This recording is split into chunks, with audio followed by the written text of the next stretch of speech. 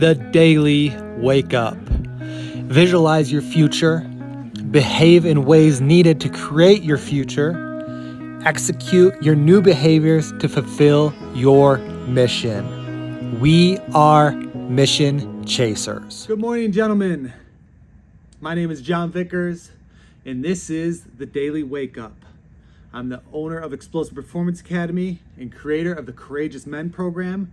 We help men like you become the most elite versions of yourself when it comes to faith, fitness, family, and finances. Today I want to talk about success. Okay, what does success look like?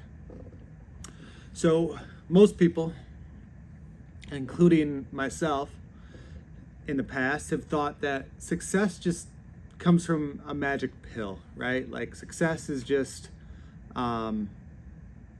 it just happens. Somebody gets lucky. And they make something happen all of a sudden, and there's luck on their side, right? Like, I'll be honest with you. Like, when I first got into being a business owner and being a sports performance coach of my own business, I was a big time hater at first. Like, I remember Michigan hired the strength and conditioning coach that came in. This was around the Rich Rod era. If you're a Michigan fan or Michigan follower, you remember that era, but you don't want to remember that era because it was so bad. But Rich Rod hired his boy. Okay, he hired his boy, and his boy came in and did an interview. Normally at this point, strength and conditioning coaches were not doing interviews. But this guy came in and did an interview. And he was just spewing a bunch of scientific stuff that if you knew about sports performance industry, or if you knew about strength and conditioning, you knew what he was saying was just a bunch of rubbish. It was just him just throwing out a bunch of scientific terms and trying to make things jumble things and try to make things make sense. But in reality, it was just bullshit. So once Rich Rod got fired, he was fired as well. And he had these connections at U of M. And he decided to turn his name into a business. And this business became competition, right? And for me, like, automatically I went into defense mode. I'm a hater, right? Like, I was a hater. I was like, man, like, this guy, like, and as soon as he opened, like, he got this whole whirlwind of recognition because he knew people in the radio when it came to Michigan. He knew people at U of M. He knew all these U of M athletes, including high-level hockey players, pro hockey players. And then he had a football player that was going to be a first-round draft pick anyway, that he ended up doing his combine training. And I was an absolute hater. I was like, man, like, this guy, like, I hated this guy because he got this recognition because he was Michigan's strength and conditioning coach, where in reality I saw what he was doing, and there was a lot of injuries on the field. Like, guys just could not stay healthy. Guys could not, like, were always injured, especially D linemen hurting their knees. And it was just something that I saw and I observed, and I automatically turned into a hater because I was literally, deep down, I was jealous. I was jealous of the recognition that he was getting. I was jealous of the athletes that he was working with, where in my mind, I thought I was the best around, but being the best around doesn't necessarily matter. So I'm jealous, but I'm also saying he's lucky. He's lucky because he had these Michigan connections. He's lucky he had these connections of these guys that would come to him. But now that I look back at it, I still don't feel good about this individual, but he did something over time that took time, money, and resources for him to build these relationships. So he consistently did something well to get in the position that he was in, and consistently continue to do things well to get himself into the position that he's currently in. And for me, like, it was really frustrating at the time. But looking back at it, I'm like, man, like, this guy, like, he did what he was supposed to do. He was consistently putting out his message.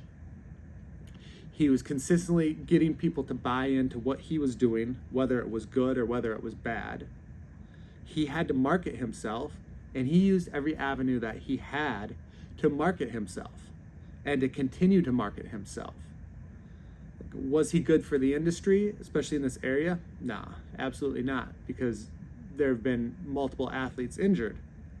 But he did what he had to do to create this buzz, to create this following.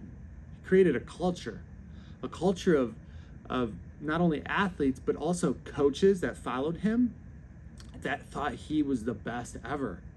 Even though, like, you take a step back and you look up over top of what was going on, and you're like, this shit was horrible. Like, this is stuff that never should have been implemented before. So I want you to take this perspective on other things in your life.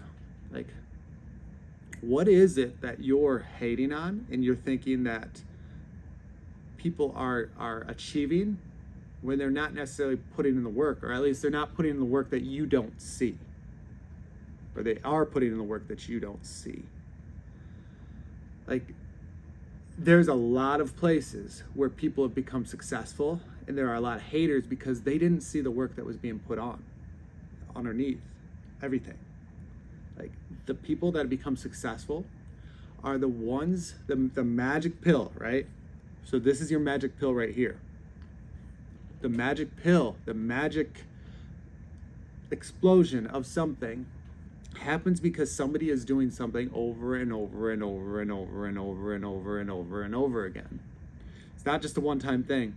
It's not a one and done type thing. They're consistently doing something over and over again, whether it be putting out their message, whether it be speaking to people, whether it be building relationships. Like, they're always doing something over and over again. So as much as I don't like this individual, because I've actually had a meeting with this individual, and it was one of the weirdest meetings that I've ever had. He did what he had to do. He used his connections. He used his relationships. He used his message over and over again to put the same thing out. So people were getting this consistent message, and he won with it. So as much as I want to hate him, he won. He won, and he did it over and over again. This is where you're going to become successful, is when you're doing the same things that are working well over and over again. You're going to continually compound interest. Things not only are going to improve gradually, they're going to start to double up, quadruple up, and that's when things just take off. It takes time. It takes consistency. So if you want to win in life, you better become consistent. It's not sexy. It's not fun. Boring. It's mundane. It's consistency. If you want to win, be consistent. Now, if you need help with your fitness, I got something that's consistent for you, that works, and will get you results. I have the Lean and Cut Men's Playbook. All you have to do is go to www.xpafoundations.com/Lean and Cut Men to get our free Lean and Cut Men's Playbook.